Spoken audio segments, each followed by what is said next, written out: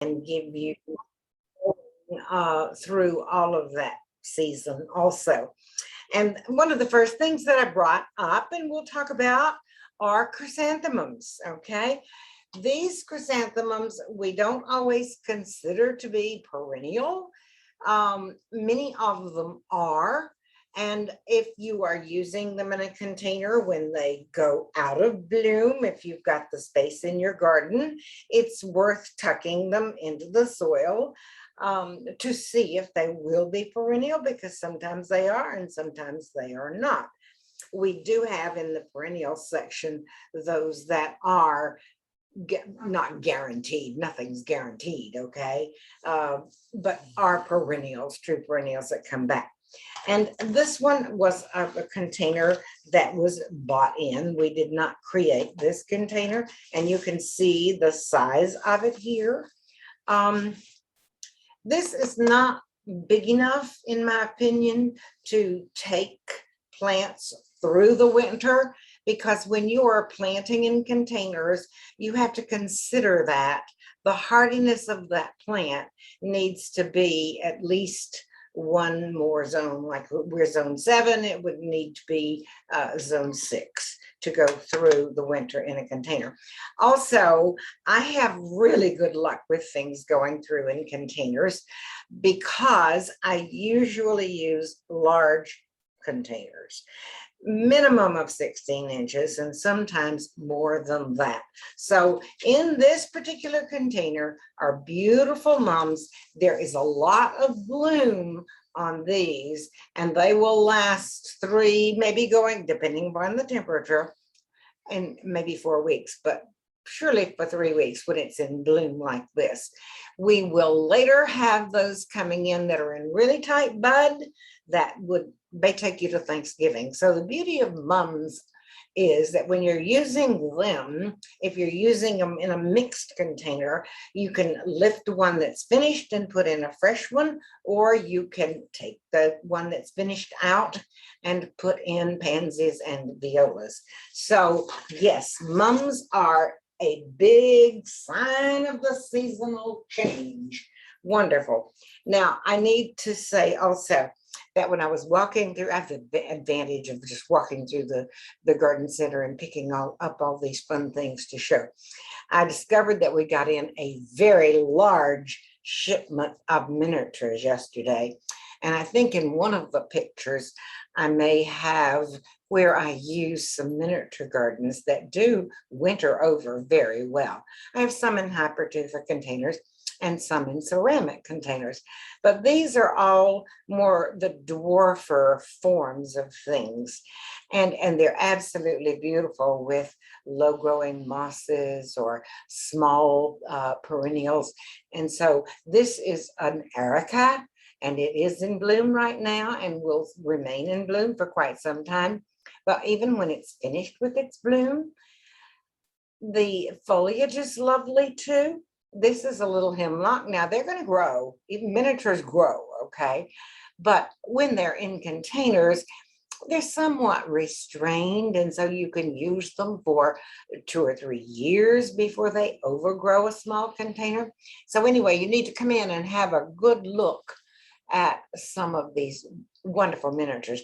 And you can also turn them into fairy gardens, and we have a lot of fun little things. If you've got children, they love these miniature gardens, especially when you tuck in some of the little fairy garden things. So this is an exciting thing. When you're thinking about mums, I want you to understand how many things there are in addition to mums and pansies for this fall and winter season. Okay, so name the 2 plants that you were just holding, to say the name of them again. Okay, we'll come back with that because I don't have an outline. This was a last minute add-on anyway, because I didn't realize these were coming in last evening. It's a little dwarf moonfrost hemlock, Hemlock. And the other one is erica, Erica, hemlock and erica. But there are a lot of other varieties. This miniature gardening could be an entire program, believe me. And if I had known that we were going to get so many beautiful ones in, I would have said, Sally, let's do this. Okay, behind me are wonderful containers. I can't lift them, they're too heavy. But I love to utilize evergreens to go into winter, in addition to having some of the violas and the pansies and some other things too. These are wonderful because they will go through the season. Now, if we get really cold, the violas and the pansies are going to kind of droop a little bit and not be real sparky, but they bounce right back as soon as the temperatures come back up. So in this one, I have one of the little variegated boxwood, and I have the violas and the pansies and the lysomachia creeping over the side. And in this one, which I'm going to stand up so that hopefully you can see that, again, is lovely now, but that will go through the winter. This is just a beautiful Hinoki cypress, and it has the violas, the different colors of violas, and the sedum angelonia, which will also go through the winter. So all of these things will go beautiful in the fall and go through the winter also. So this, and oh, I found this one too that just came in. Fantastic. This is a beautiful pine. It's actually brevifolia. Now, this is one that will outgrow a container after 3 or 4 years. And so you would need then to plant it in the ground. But I saw it and I loved the architecture of it. And I thought, oh my goodness, wouldn't that be lovely with this? So I need to show you this because I think it's very exciting, okay? There are 2 options, and actually you could use both, really. So if you've got this in a container, let's see if I can lift this. I think I can, because I think it'll give you a better idea. As I said, I'm sort of ad-libbing this now, so let's see. You'll still be able to see this. Yes. All right, you've got your container. In order to get these types of things through the winter, you need a decent sized container. And this one's probably 18 inches, okay? So it's wonderful to overwinter things. All right, let's say that you planted this in this container. You can let it stay as such and top it off with some little gravel, which would be attractive. But look how fun this would be if you masked these little Ophiopogon in here. Okay. Isn't that fun? I love to play with these things. Really, mass it all underneath. And you've got a lovely container for the winter time that you can keep in this container for several years before you plant in the ground. Now, also a juga is a perennial. You could actually mix those, and wouldn't that be fun? A juga. The name of the grass. Pardon? You have a juga, and what is the other? It's Ophiopogon. Okay. Yeah, that's a big word, isn't it? Yes, it is. Like a mondo grass, okay, would work really well with this too, but it's green. This is the sort of burgundy color, and so is the ajuga. And so I really like it because there's a contrast of texture there. So I find that quite interesting. These are also good for other mixed containers, but as a ground cover beneath this pine, you've got something that you can actually use year round. If you wanted to have color, you could tuck a viola in there also. So that's a fun thing. Danny, let's bring up the first picture that I have so we can continue to talk about some of the things that, this is in my own back garden just recently. And what you're seeing here is an ornamental grass. It is Hakonechloa, Hakonechloa,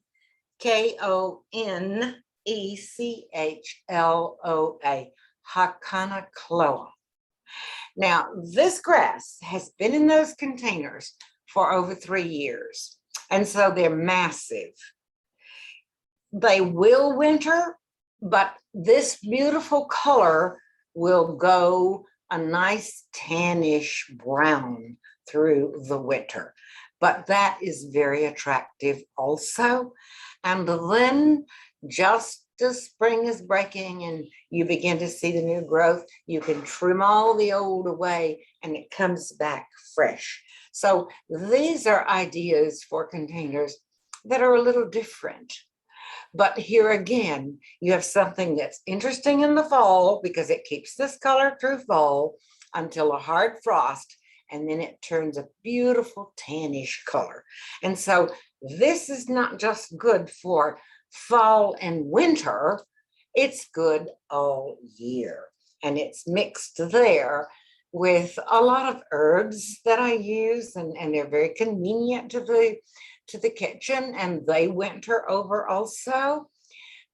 The annuals that die back when heavy frost hit will be replaced with some of the things that I'm showing you here today. And let's see another picture, Danny.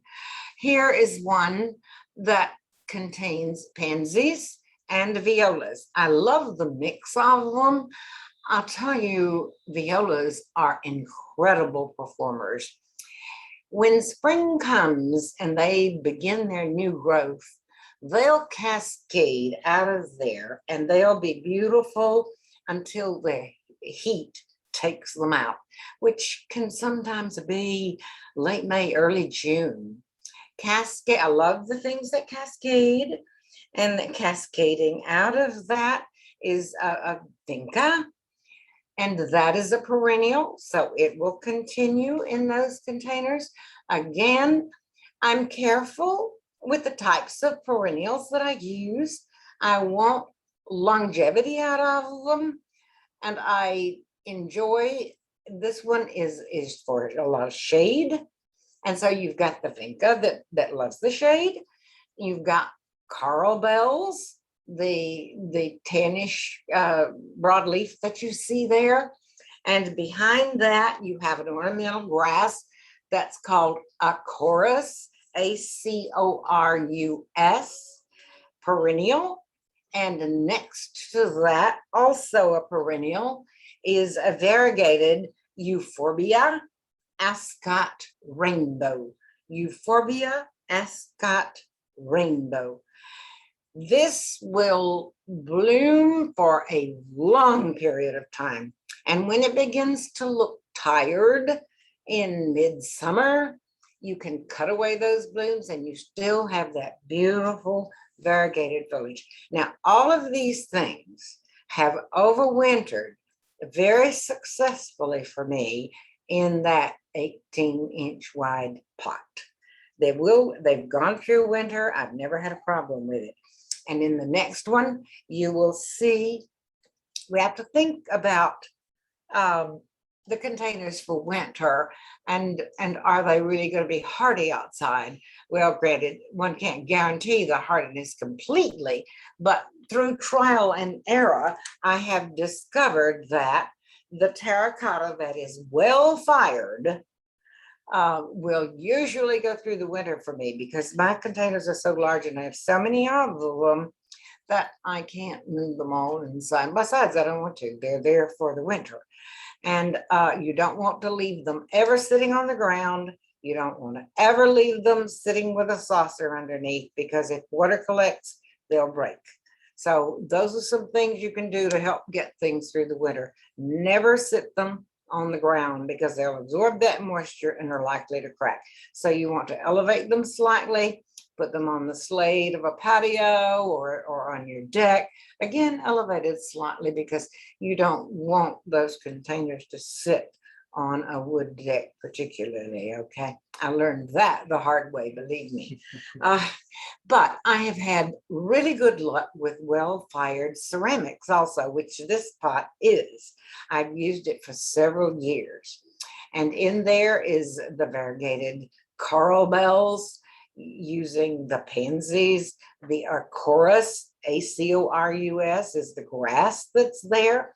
And then a fern that's evergreen. One of my favorite ferns to use in containers that go through the winter is autumn fern. Autumn fern is an evergreen fern that will go through the winter.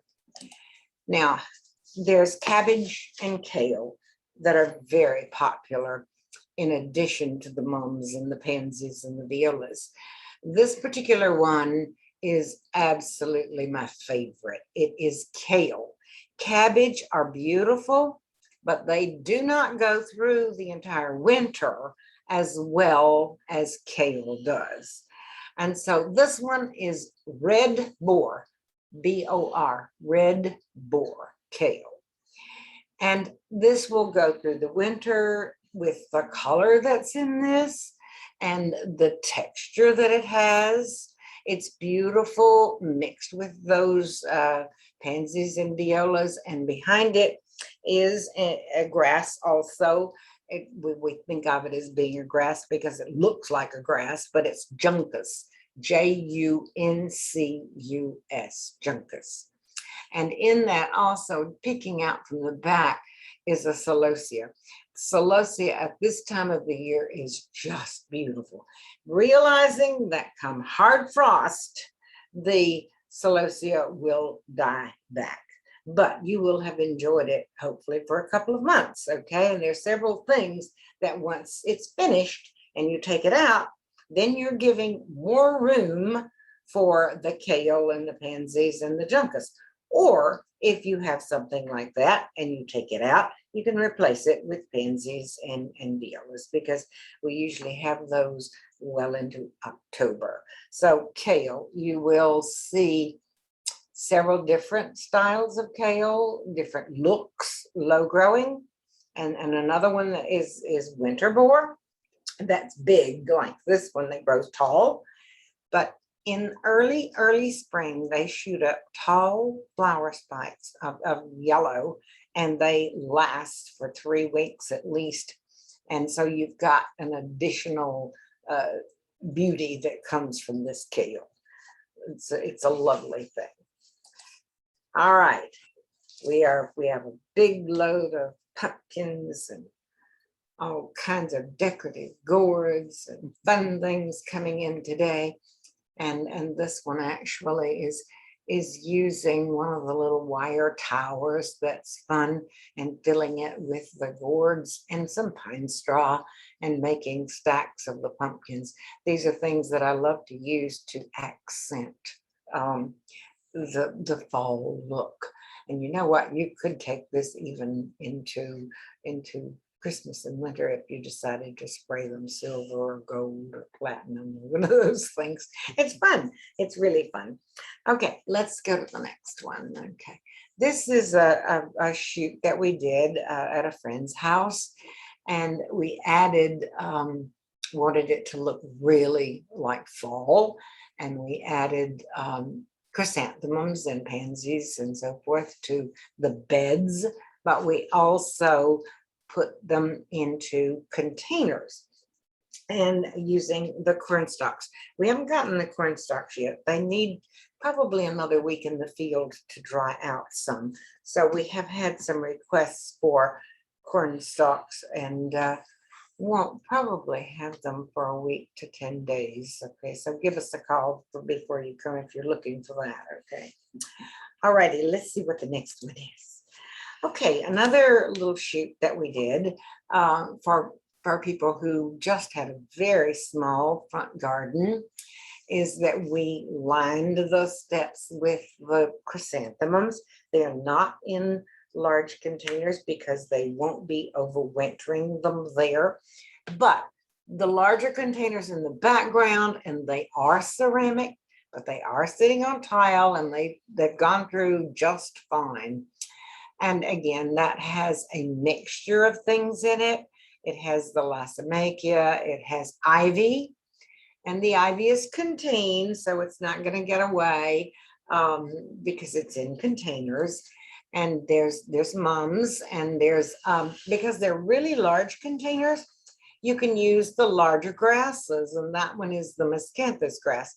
And yes, it's going to go brown over winter, but it's still beautiful even though it's brown. And when the mum is finished, you take that out and put in additional pansies, and you've got something again that goes through the winter. Okay, next one, babe. Okay, this is my own home, which I love playing with. And I have a number of the little obelisks there, the attractive wire ones. And I have trained the ivy. Again, the ivy is in containers. Yes, I have some ivy that I keep working on to get rid of. That's a project, because if I don't want to think about not having ivy to use in containers, because it's beautiful. And I've trained it to go up these obelisks, and then mixed in the winter containers, and the look there of the beautiful pumpkins and gourds that says goes right into Thanksgiving. And as I said, if you really wanted to, you could spray those stacks silver, gold, or whatever color works for you, and they'll actually go through Christmas. So that can be a very fun thing, you know. All right, Danny. Let's talk for a minute about changing up containers, because I do that with all of the seasons, with a lot of containers. Okay, not all. I've showed you some that are good all year. This has been quite an experiment. We have gotten in some incredibly beautiful new salvias, so look for these next year. I can sit on my front porch and watch this grouping of plants being just inundated with butterflies and bees, and particularly hummingbirds. I really have enjoyed this so much, because they get really big. They're in large containers. Some of them are 3 to 4 feet tall and just loaded with beautiful blooms that are very attractive for the nectar. And I will add a few pumpkins, a pumpkin stack to this perhaps, because I want to leave it as long as possible for the benefit of the pollinators, giving them the nectar that they need. And then I will take those out and replace them with my kales and pansies and various things that I'm showing you today. Going forward with this, again, this was a couple of years ago that I did the pumpkin stacks, and you can barely see, I know, the kale. They're different. The one that I showed you earlier is red boar, and that's tall, but there are shorter ones also. And I have a baby here. Okay, let's come back to me for a minute, honey. Okay, let's come back. This is a little baby one, but it's going to grow. And this is Kimone red kale. So you can see there's a difference, because this one is also a baby of the red boar kale. You see the difference in this, and they combine nicely. And there's different colors. There's some that are white centers, some that are pink centers, really very attractive. So those could be used in. And here is another one that is just invaluable. Granted, this one will be taken out by a heavy frost, but it's beautiful in the meantime. So you plan ahead, and you can put these in with things that won't be taken out by the frost, and then replace them with the kale. I love this particular one. It's called Calico, and I hope there'll be some change of color in this.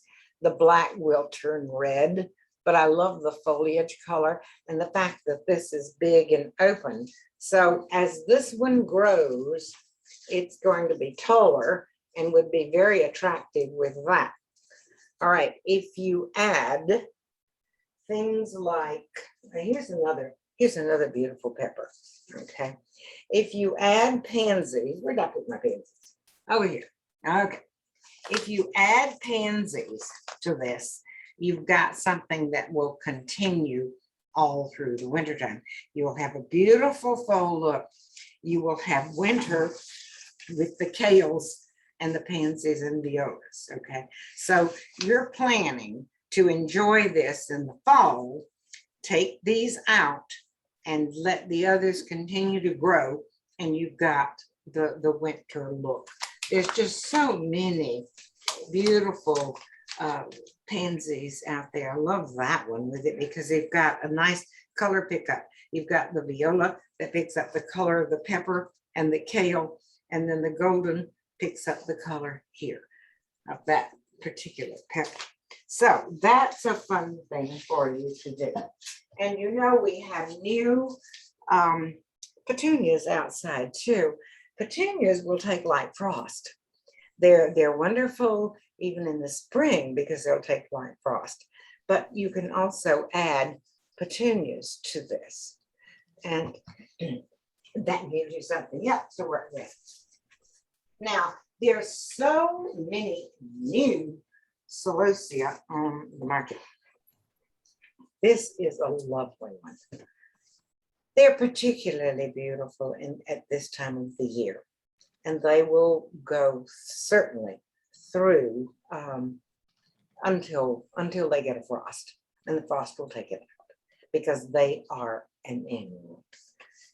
But they come in different colors. I couldn't bring up all the colors, although it would be very exciting to do that. Okay, let's move some of these aside and bring over some more fun things. Okay, let's continue. I think I have this. Maybe not, I don't. All right, this one I showed you earlier. This is the euphorbia, Ascot Rainbow, ASCOT, Ascot Rainbow. And this is a variegated, it's the chorus, yeah. Here we go. You've got variegation here and you've got variegation here, but it goes well together. And it's a change of texture, and they are both perennials. So not only will they be beautiful in the fall and winter, but they'll be beautiful all year long. Throw into that, and this will take a lot of shade. Okay, even the euphorbia will take a lot of shade. Add to that this color. I love this color of the heuchera. Let me see which gets caramel, Caramel. That one added to this is really quite attractive. Or you could get another color here. And this one is peach flambe. Look how pretty that one is together. Okay. If you wanted to, you could put as something to cascade more. You could even use the ajuga in there. Lovely color and lovely texture in there. Now, grays are always good in the landscape. I love to add them. It gives it a lot of pizzazz. And they are primarily perennial. I know people think of the Dusty Miller as being an annual, but it isn't for me. It's very perennial and it's good all year, but grays are attractive too. This, I think, is a complementary color to this beautiful coral bells that you see in the front. Or you can get one that is more open. In this particular one, it's Palace Castle. Isn't that lovely? I think I brought in a friendly little buggy with me here. Okay, that happens. See how pretty that gray is with this particular one, but actually it's really attractive even with this one. Gray goes with everything, really. Like, what is the name of that gray plant? I apologize, I missed it. This particular one is Artemisia. Okay. Artemisia. Artemisia. Powis, Powis, Castle. Castle. Artemisia Powys Castle. You know, I realize I really should have had an outline here. I'm getting most of the plant names and writing them down for anybody who's interested. Okay, Yeah. good girl. See, she's a wonderful compliment to our team. Here is another. This is probably our most popular celosia, although since there's so many different colors now, it's getting a run for its money. This is celosia. It is an annual, intense, Intenz. Celosia, Celosia, celosia intense.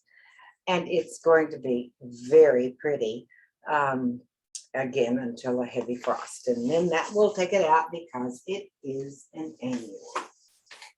But lovely, even back here with the grays that you see. Let's talk a little bit more, because I really do enjoy the change of textures that the grasses, or the grassy look. I refer to the carex and the juncus and so forth as a grass when they're not true grasses. But here we have again the chorus. This is the golden one. This is the lighter variegated one.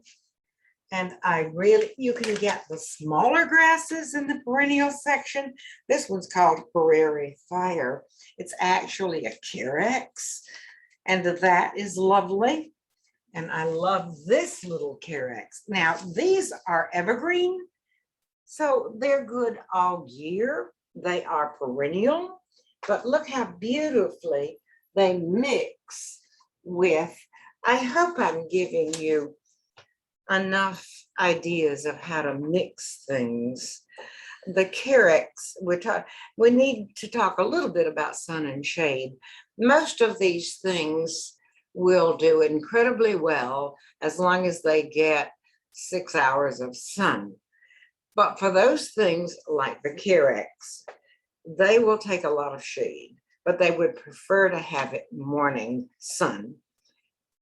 No harsh afternoon sun, but a lot of them will just take whatever you throw at them. For instance, the kale will take absolute full sun, but this is pretty because it'll take part shade too, and it can be mixed with this. The pansies will take part shade and they'll take full sun. So there are things for every place that you might have, and they're pretty clearly marked, but just always be aware that when a tag says full sun, it will do quite well as long as there's 6 to 8 hours of full sun. I have done this for many, many years and it works well for me. Let's go through just a few more of these pictures before we talk about some of the product. Okay, again, I play with this area. You can see now. You can see the front porch that I enjoy sitting on with my morning cup of coffee or an occasional evening glass of wine. And so I can look up and see this area that is filled with color all season, every season. This is when it's all planted up with the kale and with the cabbage and the fun things that I have showed you here today. And a little closer look, because it's easier in the next picture, Dean. It's easier to see how the stacks work into this. And the one in the background has been elevated with a little wire stand. And this was taken actually last season before I took the tall salvia out. And after I took the tall salvia out, this is what it looked like. Okay, when the tall salvia came out, the pumpkins remained. I added just a few mums in small pots, but in my big pots that had held the salvia, which some is quasi-perennial, most of it. I haven't played with long enough because there's some new varieties among it, but largely I have to treat those primarily as annuals. that particular salvia, although I'm going to try to winter over some this year by taking them out of the pots and protecting them in the ground over winter and see if they'll overwinter. But these are the low kale and the tall kale loaded up with pansies and violas. Okay, and then the next one. Okay, here's a picture of another kale. These are called peacock kale. Peacock kale. And they come bronzy, reddish and green and gray. So they're very interesting. And as you can see, I also have ivy growing out of those containers. But I really do enjoy these things, and I love the beauty of fall. It rivals spring for me. And in the next picture, you'll see some other combinations added to this. Actually, that's a close-up of that. But in the front, there is a low-growing container that I do have an evergreen in. It's a weeping spruce, I think. And then the ground cover in that particular one is creeping thyme and sedum. So that's how you would use the first plants that I showed you, the little miniatures that we were talking about. And here is the introduction to this group. I had coleus in containers, which look lovely in the fall. And I always clip some cuttings of those and put them in a sunny window, and they actually go over winter because they root very easily. And in this, you are also seeing the fall asters. Fall asters are like the chrysanthemums. They are good for a period of time, and then they go out of bloom. And so they're no longer interesting over winter. So they need to be removed from your containers and put additional pansies or something, or kale that will overwinter easily. And in the next picture, you can see I have allowed some of the annuals to remain in my containers and taken out others. An absolute favorite in the center of this picture, which we won't have again until next spring or late spring, and that is centennial geranium. That's the variegated orangey one in the center. And I have one of those, and I'm going to overwinter it. So you can do those sorts of things. This is a tremendous mix of things that are complementary to each other.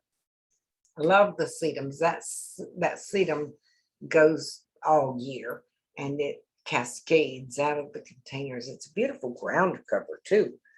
And in the next picture, as I said, I love to add accents. There are containers. This is an area in my driveway, bordering my driveway, that actually those ornamental peppers are annuals, but they seeded into the gravel there, and they come back a few each year. So they're actually growing in the ground. They were originally in containers. And behind that is a small spruce and some sedum in a low growing container, which is how you would use those miniatures that we were talking about that we just got in a huge shipment of yesterday, and they're so beautiful. But I love the little owl too. We have some of those, and it's one of my favorite things.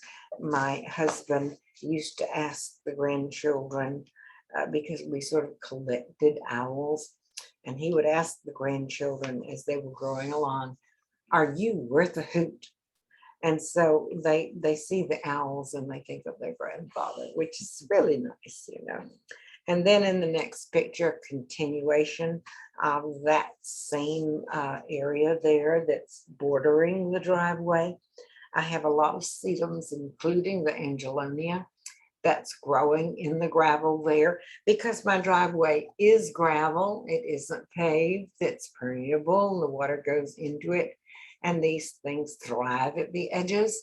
And here again, you can see at least 3 visible containers that are there all year, and all of them contain some of these dwarf evergreens. And there's a dwarf acorus. So this little acorus that I showed you here has a dwarf form too, and they're dwarf forms of hosta.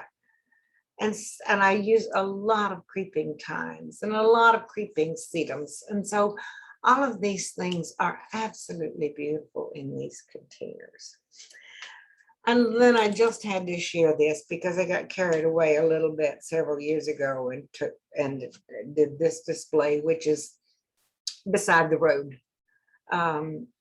I love to do this sort of thing for the television show, because I would say to them, let me live in a house by the side of the road where a race of men go by. Men that are good, men that are bad, as good or as bad as I. So you can see kale primarily, pumpkins, ornamental grasses, and in the front, a lot of pansies and violas. All righty. That's kind of the end of the pictures, but now let's talk just briefly about containers. I always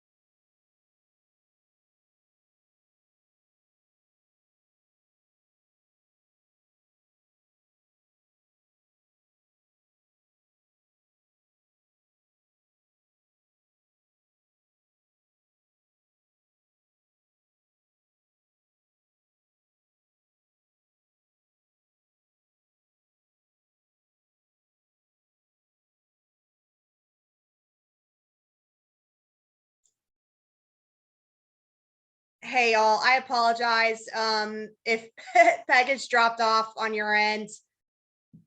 I'm contacting them about this right now.